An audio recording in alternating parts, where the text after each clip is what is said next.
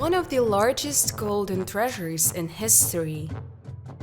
One of the largest, richest, and most beautiful gold treasures in Danish history has been found near the town of Jelling in Denmark. The treasure dates back to the 6th century. An amazing discovery was made by an amateur archaeologist who had recently bought a metal detector and wandered around the fields with it. Moreover, the treasure was found more than 6 months ago, in December last year, but the discovery was made public only now.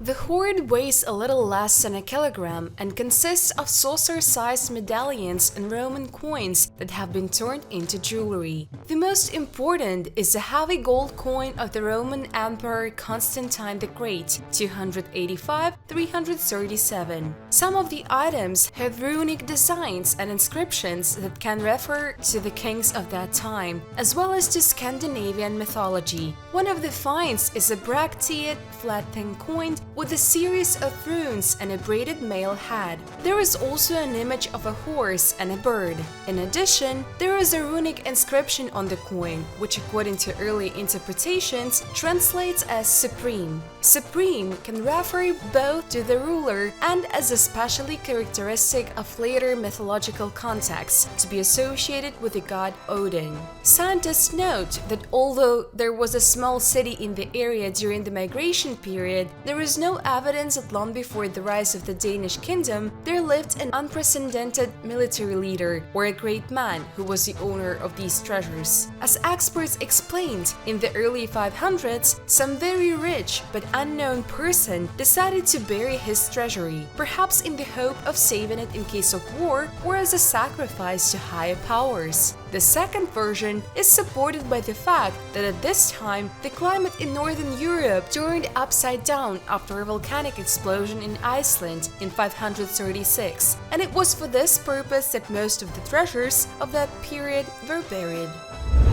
Gem Minaret.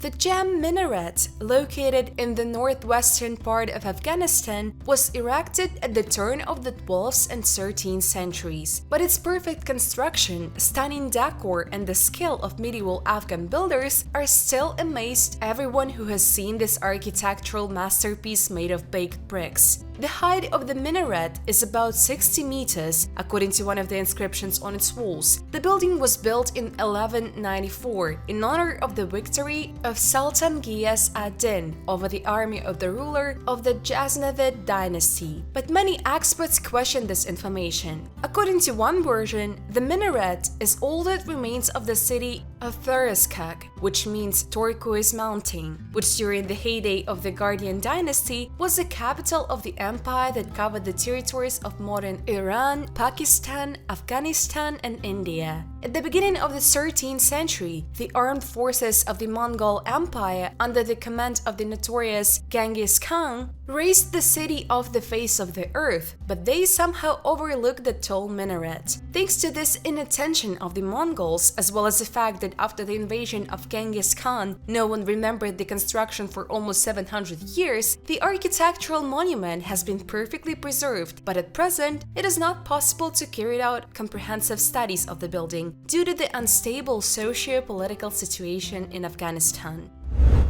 How to find out the truth after 2000 years. In the 1980s, on the ancient beach of the ancient Roman city, the remains of 300 townspeople were found in structures that archaeologists conditionally called boathouses, storage rooms for boats. In 79, they fled there from the eruption of Mount Vesuvius. About 24 people then died on the very shore. Moreover, the majority of those killed inside the boathouses were women and children, and those who remained by the water were men. Among the latter, the attention of scientists was attracted by the skeleton of a military man. On it were found a rich belt with a sword and dagger, a bag with carpentry tools, and a considerable, for a soldier, amount of money. Anthropologists reported that at the time of his death, he was 40-45 years old. He was healthy and physically strong. Archaeologists suggested that it was a legionnaire who, along with several men, was waiting on the shore for a boat to rescue people who were sitting in the boathouses. The skeleton was given a conventional popular name, Soldier of Herculaneum. During the quarantine, the staff of the archaeological park had time to turn to the archives and revise the finds from past years. This is how the soldier of Herculaneum had a new interpretation. First, they paid special attention to his personal belongings. The sword had an ivory hilt, a belt trimmed with gold and silver, and next to the soldier lay 2 gold and 12 silver coins. Secondly, a bag with tools is not put into a regular legionnaire. It was assumed that this is a Praetorian, but experts have no information about the deployment of the Praetorian Guard somewhere on the Naples coast. The revision of the known data from a different angle of view suggested to archaeologists a new hypothesis. Obviously, the man was not a simple legionnaire, and if you remember that the fleet was not too far from Herculaneum in Misenum, then it is more likely that he was a sailor, not a soldier. But an ordinary sailor doesn't need a bag with carpentry or carpentry tools, and he could hardly have that much money. So according to experts, he could be a naval engineer of the Mizensky fleet who worked with wood. Such an engineer was called Faber Navalis. Burial of the Bronze Age on a golf course. British archaeologists have discovered a coffin containing human remains and a stone axe with a wooden handle in a pond on a golf course in the east of England. Scientists have established that the rare find, which has survived thanks to silt, is about 4,000 years old. Apparently, the burial belonged to a person who held a high position in the local society. The early Bronze Age of Britain is usually dated from 2500 to 1200 BC. Over the millennium, bronze gradually replaced stone as a main material from which weapons and tools were made. During this period, the tradition of bell-shaped beakers turned out to be the main archaeological culture widespread in Britain. Burials of this era are inhumations. As a rule, people were buried one by one in graves under mounds. Bell-shaped goblets were often used as burial items, which is most likely associated with the arrival of migrants from Central Europe to Britain. Archaeologists told about the discovery of a rare coffin of the early Bronze Age, hollowed out of an oak trunk which had previously been split into halves. It contained the remains of a man whose grave goods consisted of an axe. The lid of the coffin has not survived. Scientists suggest that the burial was made around 2000 BC. The coffin turned out to be about 3 meters long and 1 meter wide. Inside, it was lined with plants, in particular yew and juniper leaves. After he was placed in the grave, a gravel mound was poured over it, which was mainly due to people with high status in society. This find was made by accident while working in a pond at a golf course which is located in Lincolnshire. The world's oldest tattoo needles.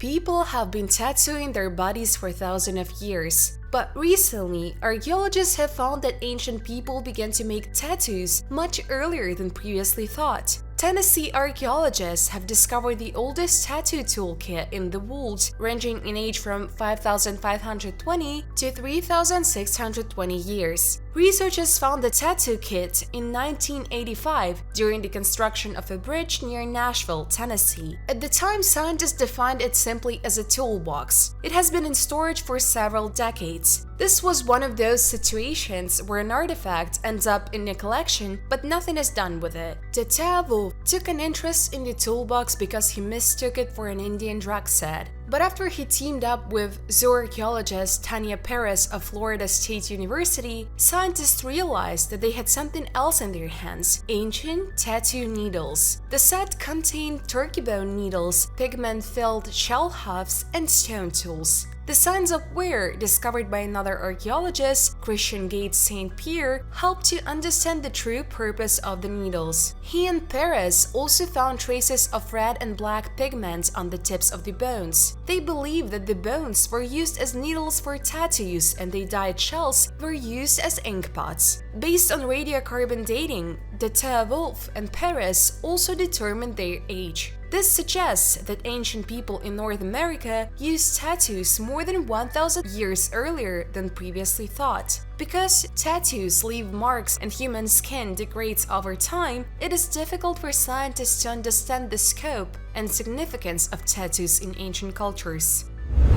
Emerald Tablet.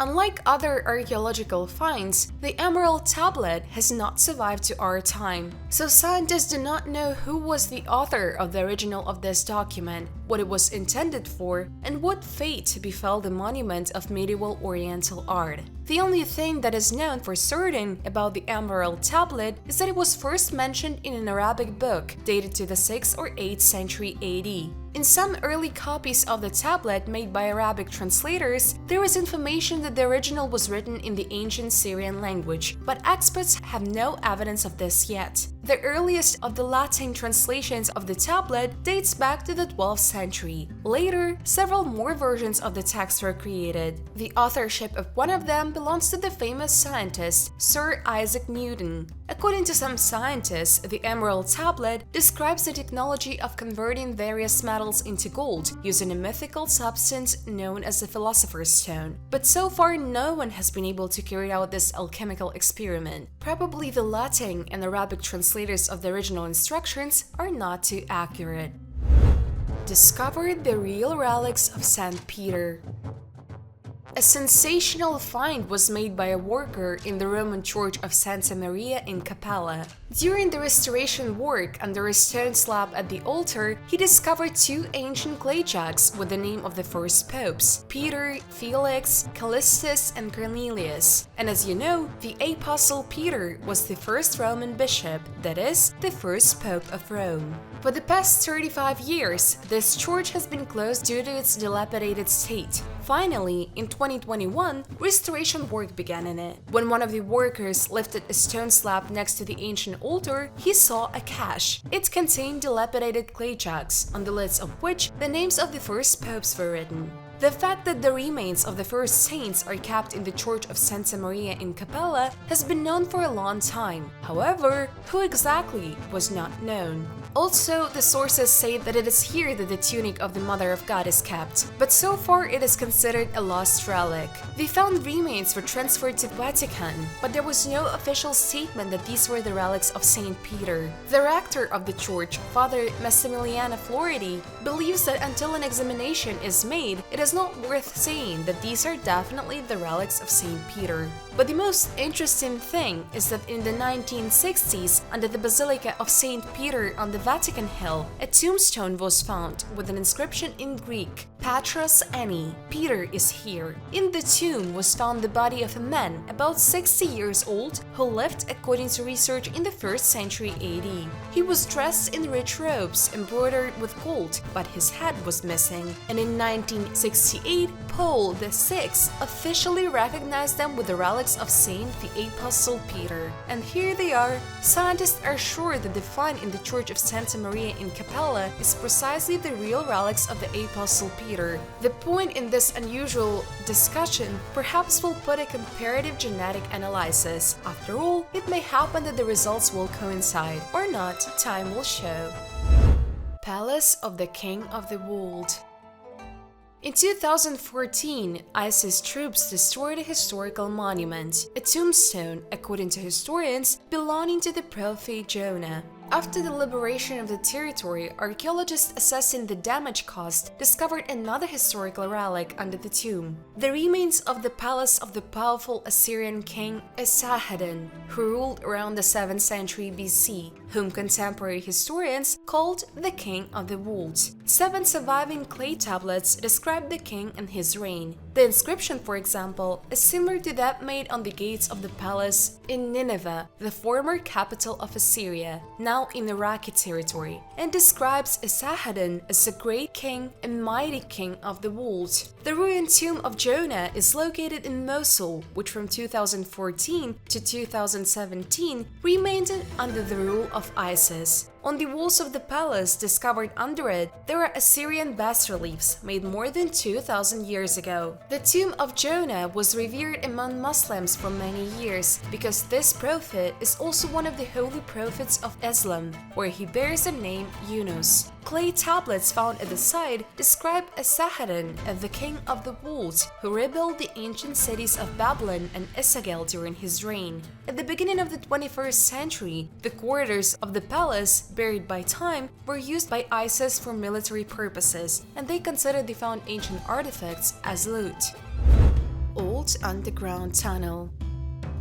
During construction work to place the fountain on the central square of Vladivostok, Russia, a mysterious tunnel was discovered at a depth of 4 meters. A tunnel with a vaulted ceiling is made of rubble stone and leads in the direction of Vladivostok GUM. Most likely, the tunnel played the role of a drainage system that diverted wastewater from the city towards the sea. Such drainage systems are not uncommon. Diggers know that, for example, there are 160 underground rivers in Moscow, most of which are removed into collectors. The most famous of these underground rivers is the Naglinka. A year ago, during construction work in Kiev, a tunnel was also discovered, which served as a drainage system. In Vladivostok, construction work was temporarily suspended until the value of the object was clarified. It was decided to mothball the outlet of the old drainage system and continue the construction of the fountain. Interestingly, a find was made inside this tunnel. Researchers have found pieces of the 19th century Chinese pottery that date back to the Qing dynasty. This finding may indicate that the tunnel could have been built by hired Chinese workers.